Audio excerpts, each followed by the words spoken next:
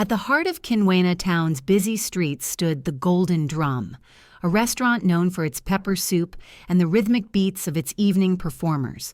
The patrons, wealthy merchants, and visiting chiefs filled its polished bamboo tables, their laughter drowning out the hum of the town outside. Among the bustle of the restaurant, Omari moved like a shadow, carrying trays piled high with steaming dishes. His slender frame was draped in a faded tunic, its once bright patterns now dulled by time and wear.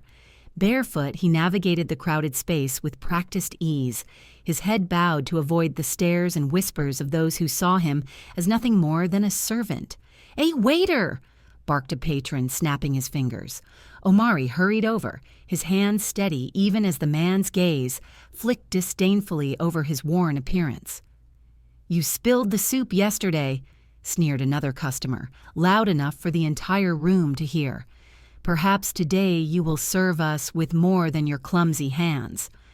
The room erupted in laughter, but Omari remained silent, his face a mask of calm. He had grown used to such ridicule, wearing it like an old coat that no longer stung his skin. His co-workers, sensing the moment, joined in with smirks and whispers. But in a far corner of the room, a pair of kind eyes watched him. Omari's mind often wandered as he worked, drifting to memories of a life he had left behind. His family name, Anyanwu, was once spoken with reverence across the land. The dynasty, known for its sprawling estates and vast wealth, had thrived for generations under the leadership of his father, Chief Adisa Anyanwu.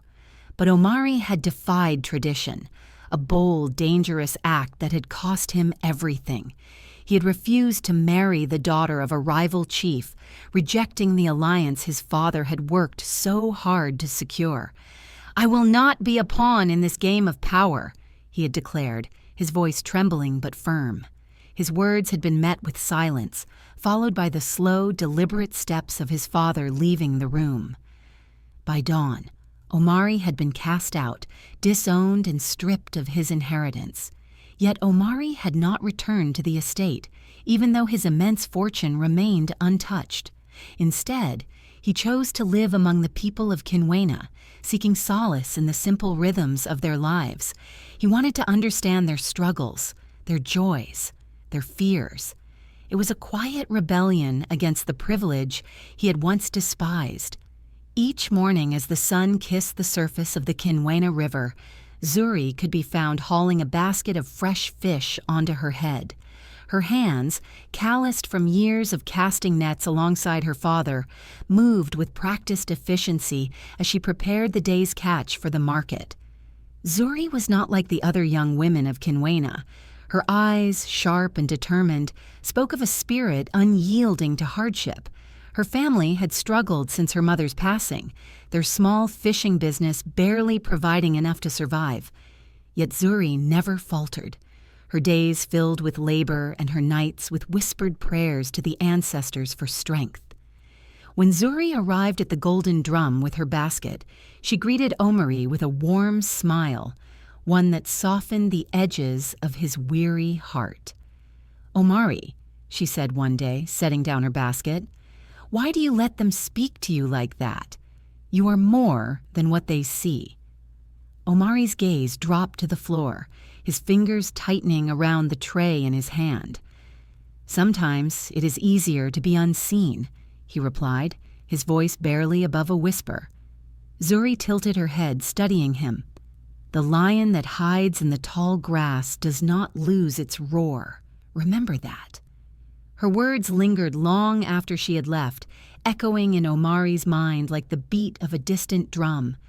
Rumors swirled through Kinwena like the Harmeetan winds, carrying tales of an enigmatic billionaire whose unseen hand had lifted the town from despair. The once dying farms now thrived, their fields bursting with maize and cassava. The local school, once a crumbling structure, now stood tall with freshly painted walls and new desks. "Have you heard?" whispered a woman at the market. "He has no face, this benefactor, but his money is as real as the sun above us." "Perhaps he is an ancestor returned to bless us," suggested an elder, his voice heavy with wonder. At the Golden Drum, Omari listened quietly as the patrons speculated about the mysterious figure. He said nothing, his shy smile giving no hint of the truth. The sun dipped lower in the sky, painting Kinwana in hues of orange and gold. Omari sat alone on the restaurant's back steps, watching the children play with makeshift toys in the street. He reached into his pocket, pulling out a small pendant engraved with the Anyanwu crest, a symbol of the family he had left behind. The weight of the pendant in his hand was both comforting and suffocating. It was a reminder of who he was and the burden he carried. Zuri's voice echoed in his mind. The lion that hides in the tall grass does not lose its roar. He clenched the pendant tightly, the edges pressing into his palm.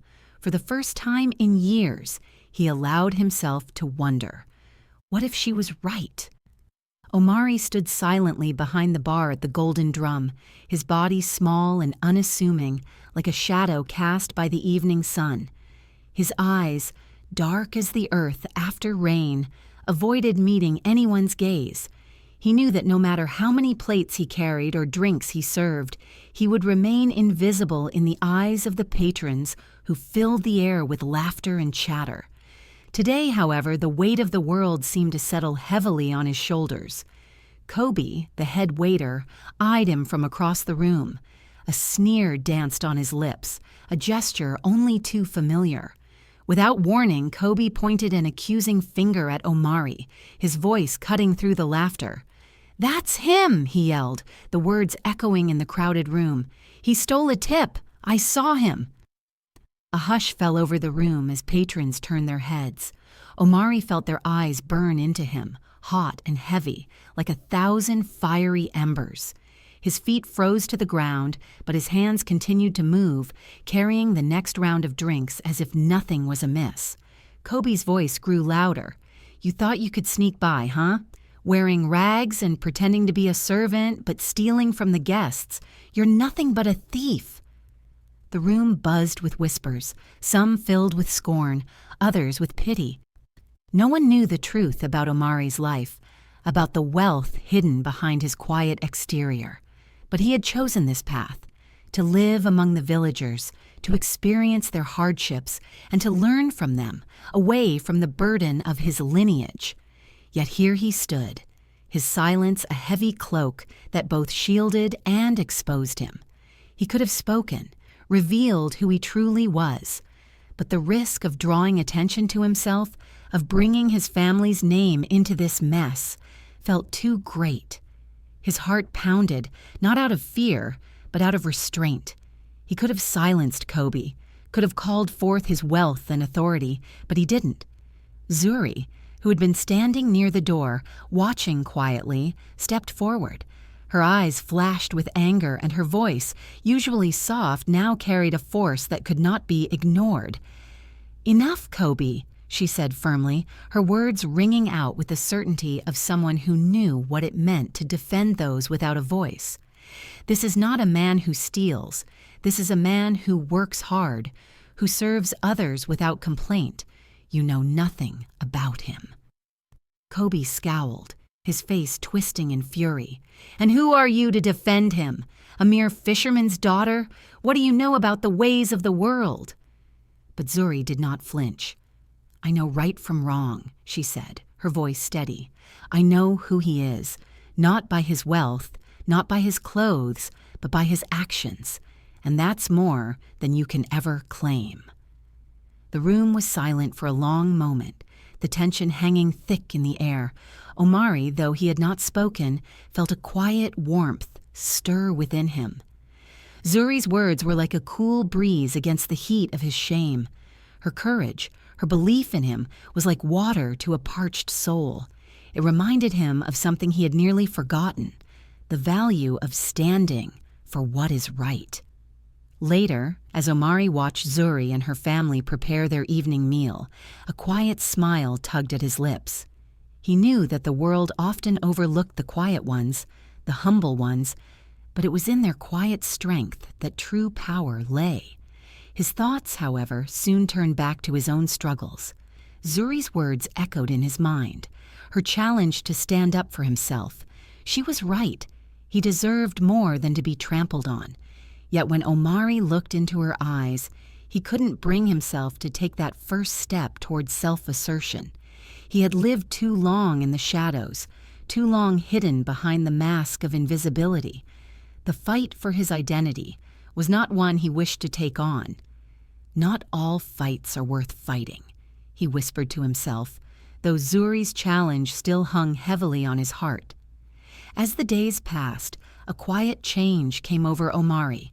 His eyes would linger longer on the faces of the villagers, on the struggles they endured, and on the dreams they held despite their hardships.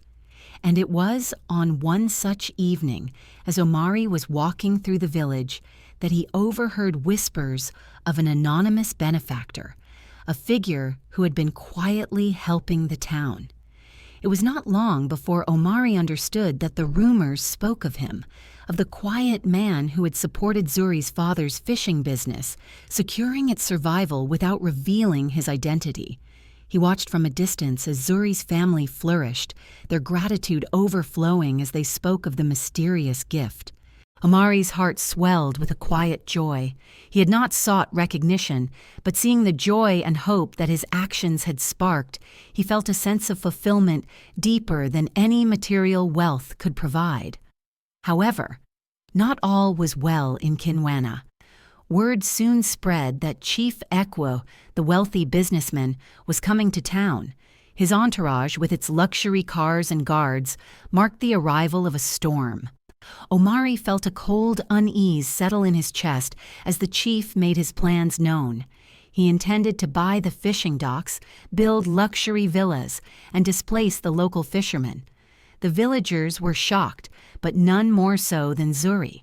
As Chief Ekwu arrogantly dismissed the lives of the fishermen, calling them too small to matter in the face of progress, Zuri stepped forward, her voice steady and unyielding. "You may be powerful, Chief Ekwu, but you will not steal our future. We will not bow to greed." Her defiance stirred the villagers, a spark of courage lighting their hearts. But Omari, watching from the shadows, felt a growing rage in his chest.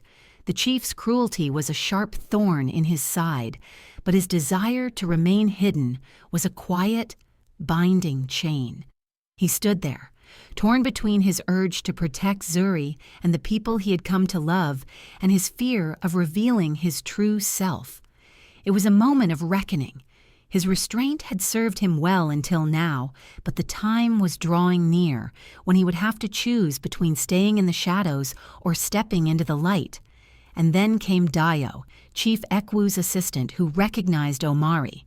In a moment of quiet menace, Dayo threatened to expose Omari's secret unless he helped broker the sale of the fishing docks. The weight of the decision pressed down on Omari's chest, and for the first time, the delicate balance of his life felt like it was slipping away. Omari knew the time for hiding was coming to an end, but what was he willing to risk? What would he choose? To protect his secret and live in the shadows, or to step forward and fight for the people who had become his family? The choice was his, and the weight of it bore down on him like the sun at midday, relentless and burning. The air was thick with tension as the villagers of Kinwana gathered under the shade of the ancient baobab tree, the heart of their community. Word had spread of Chief Ekwu's arrival, and a storm brewed in the hearts of those who had once trusted him. The crowd was a sea of faces, each marked by years of hard labor, each carrying the weight of their family's hopes on their shoulders. Yet today, hope was a fragile thing, threatened by the shadow of greed that loomed large. Zuri stood at the front, her presence commanding the attention of everyone. Her voice, strong and clear like the river that ran through their village, rose above the murmurs of doubt. "We cannot let them take what is ours," she declared, her words ringing with the power of truth. "Our homes, our livelihoods, they are not for sale. We are the heart of Kinwana, and no one, not even a man as powerful as Chief Ekwu, can erase us." The villagers nodded, their spirits rising like the sun cresting over the horizon. But as the sound of approaching vehicles filled the air, that light faltered. Chief Ekwu arrived in his entourage, his luxury cars a stark contrast to the humble homes of the people. The sight of him, draped in the finest clothes and surrounded by his guards, sent a chill through the crowd. With a smug smile, Chief Ekwu stepped forward, his voice smooth as silk, but sharp as a dagger. "You can rally all you want," he said, "but I have already secured the financial backing to proceed. The fishing docks are mine to buy. Your homes and your lives, they are nothing but obstacles in the face of progress." The villagers' hope seemed to wane in an instant. The light in their eyes dimmed, replaced by the cold fear of helplessness. Zuri clenched her fists, her heart pounding with the weight of her people's despair. But as she looked around, her gaze met Omari's, and for the first time, she saw something different in him. A quiet resolve that had been absent before. Omari had always remained in the background, a silent observer of the world. He had lived among them, but never truly with them. The weight of his secret had kept him hidden, and he had watched as others fought battles he could never join. But now, as he saw the fear on their faces, something deep inside him stirred. He could no longer remain in the shadows. The people needed him, and Zuri, who had shown courage when others faltered, needed him as well. Slowly he stepped forward, his presence quiet but powerful. The crowd fell silent, their gazes shifting toward him. His voice, when it came, was steady and unwavering. "I am not just a fisherman," Omari said, his words carrying the weight of truth. "I am Omari, the son of the Anyanwu dynasty. I have been hiding in plain sight, but now the time has come to reveal myself. I am the one who has been supporting this town, and I will use my wealth to protect it." A gasp swept through the crowd, disbelief painted on every face. They could not comprehend what they were hearing. Omari, the quiet servant, was the heir to a great fortune? The man who had lived among them as one of their own was the very person who had been secretly funding their survival? Chief Ekwu's face twisted with fury. "You are nothing but a fraud," he spat, his voice laced with venom. "A liar who hides behind false pretenses to play at being one of us. No one will believe your nonsense." Kobe, ever eager to sow division, stepped forward, his voice dripping with contempt. "I knew there was something off about him," he sneered. "A man who carries secrets. He's been deceiving us all along, fooling us with his poor man act." Doubt began to creep into the hearts of the villagers. They looked to Omari, uncertainty clouding their thoughts. Could he truly be the one to save them? Or was he merely another liar like Chief Ekwu with grand promises and empty words? But before the seeds of doubt could take root, Zuri moved forward, her eyes locked onto Omari's. "Don't listen to their lies," she said, her voice as firm as the earth beneath their feet. "We know who Omari truly is, not by his wealth, not by his name, but by his actions. He has always been here for us, working alongside us, quietly helping without asking for anything in return." Her words were like a spark in the dark, lighting the way for the villagers to see the truth. One by one, their faces softened, and the tension in the air began to lift. Zuri's belief in Omari was unshakable, and her strength gave the others the courage to stand tall once more. Chief Ekwu, now desperate, turned to Omari with a sneer. "You think you can stop me? You think your little fortune will save these people? I'll make you an offer, Omari. Join me, and I'll give you more than you could ever dream of. Leave these simple villagers behind. Together, we can rule over them." Omari stood tall, his expression calm but resolute. "I don't need your wealth, Ekwu. I have already chosen my path, and it is not one built on the suffering of others." Ekwu's eyes narrowed, and he clenched his fists in frustration. But Omari was unmoved. If you truly believe in your power, Ekwu, then let us see who the people choose. I will put my life on the line for them, and I will not let you destroy what we've built." From the folds of his cloak, Omari pulled out a golden pendant, its intricate design gleaming in the sunlight. It was the symbol of his family, the Anyanwu dynasty. The pendant, passed down through generations, was a symbol of power, of sacrifice, of legacy. Omari held it aloft for all to see, his voice strong. "I offer this as collateral to secure the fishing docks. This is who I am. I will sacrifice my heritage to protect the people of Kinwena.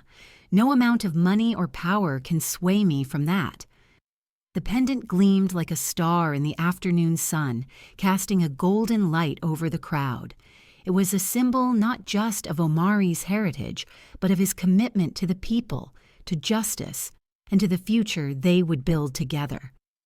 The villagers stood taller now, their hearts emboldened by Omari's words. Ekwu, realizing his influence was slipping away, turned and stormed off, his plans crumbling in the face of unity. Kinwena had found its strength again.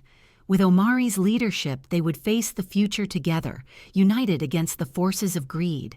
And in the end, it was the people's courage, not their wealth, that would define their legacy. The air in Kinwena was filled with joy, a vibrant celebration of the village's hard-fought victory. The sounds of drums echoed through the streets, accompanied by the rhythmic dancing of feet stamping against the earth. The villagers, their faces bright with smiles, sang songs of triumph that blended with the wind, carrying the message of victory far and wide. In the center of it all stood Omari, his heart still heavy with the weight of the past, but lifted by the love and gratitude of the people.